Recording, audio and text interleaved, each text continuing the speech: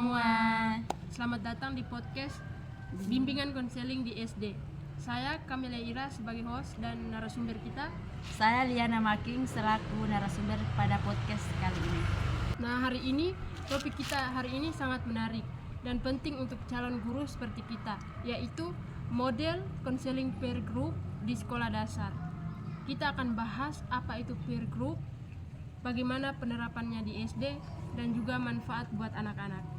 Sudah hadir bersama saya Kakak Liana, teman saya juga mahasiswa PGSD sedang mendalami bimbingan konseling anak usia sekolah. Halo Liana, apa kabar? Halo Kak Kamelia, puji Tuhan kabarnya baik. Senang sekali bisa menjadi bagian dari podcast ini. Oke, mungkin kita mulai dari yang paling dasar ya. Apa sih sebenarnya yang dimaksud dengan konseling per grup di sekolah dasar? Oke, baik Kak Kamelia. Jadi, konseling per grup itu adalah model konseling yang melibatkan teman sebaya sebagai pendukung dalam proses pemecahan masalah. Biasanya kelompok kecil yang terdiri dari siswa-siswa yang paling bisa berbagi pengalaman atau perasaan. Model ini efektif karena anak-anak seringkali lebih nyaman curhat atau berbagi dengan teman sebaya dibandingkan dengan guru atau orang dewasa. Nah, wah, jadi sebenarnya model ini bisa jadi solusi buat yang susah terbuka ke guru ya? Ya, betul sekali Kak Kamelia. Justru kadang dengan teman sebaya mereka lebih terbuka karena mereka merasa lebih dimengerti begitu. Ya. Nah, kalau menurut kamu apa sih manfaat dari konseling peer group di sekolah dasar?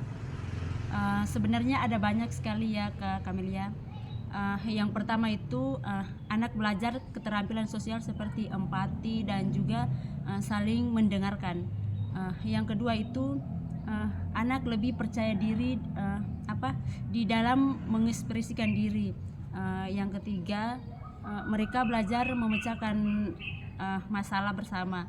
Selain itu per grup itu juga bisa mencegah terjadinya bullying karena anak-anak jadi terbiasa saling mendukung. Ya, betul sekali. Bisa jadi ruang aman juga buat anak-anak yang merasa tertekan.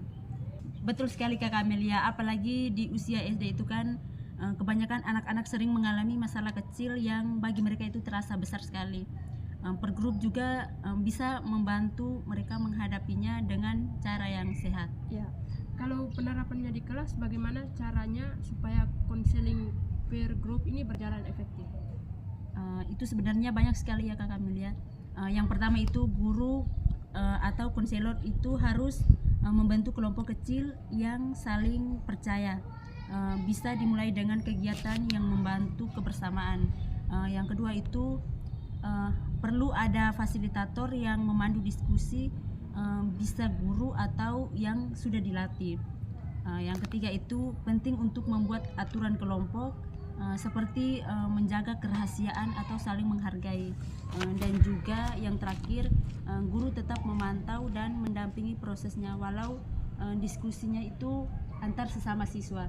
Ya, jadi tetap ada bimbingan dari guru ya, supaya pembahasannya terarah dan tidak keluar jalur. Iya, betul sekali Kak Kamelia. Guru itu juga sebagai pembimbing tetap punya peran penting untuk memastikan proses berjalannya sehat dan aman. Ya. Nah, pasti kira-kira apa tantangan terbesar dalam penerapan konseling per grup di SD? Tantangan utamanya itu adalah membangun kepercayaan antar siswa.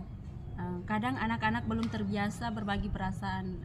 Tantangan lainnya juga adalah guru harus punya waktu dan juga kemampuan memfasilitator kelompok dengan baik.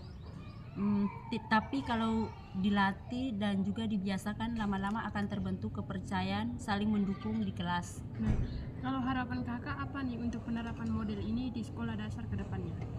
Harapan saya itu semoga lebih banyak lagi guru dan juga sekolah yang membuka ruang per grup sebagai bagian dari layanan bimbingan konseling. Ini bisa jadi cara efektif untuk membentuk karakter sosial yang sehat dan juga yang baik pada anak sejak usia dini.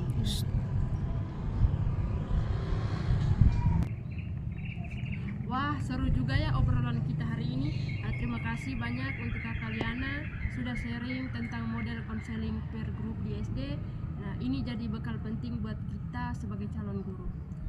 Terima kasih juga Kak Camelia, semoga apa yang sudah kita sharing tadi dapat bermanfaat untuk semua anak-anak dan juga semua calon guru.